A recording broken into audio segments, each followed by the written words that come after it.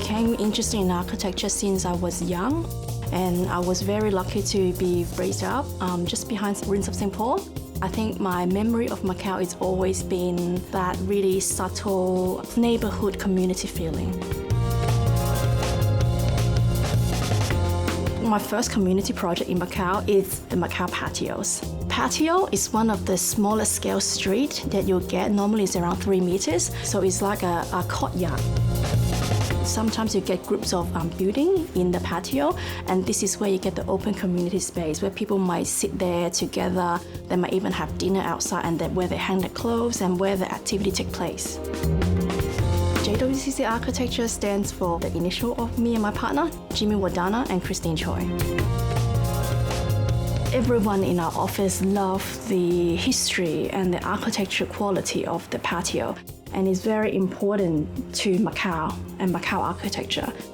You can see that the urban fabric of the older part of Macau has grown like from the center of something, and then it will grow out.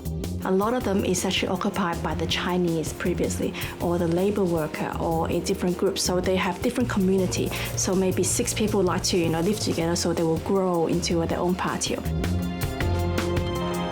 Thi Lam Wai, that's one of the closest patio that I used to live around. Actually started just behind St. Paul, across the road. And when you go inside, you can actually see the traces of how Macanese used to live.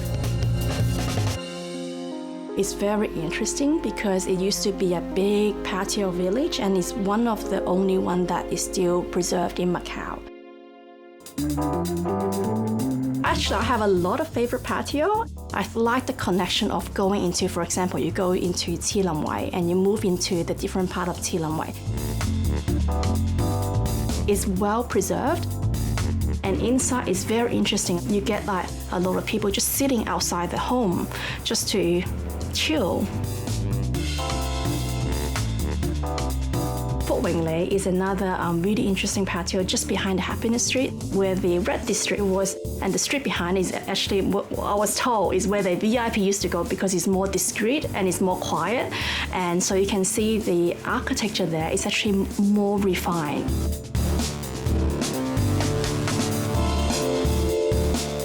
Future plans for the patio? Firstly, extend this knowledge to the community by telling them the history of architecture and the history of how it was built.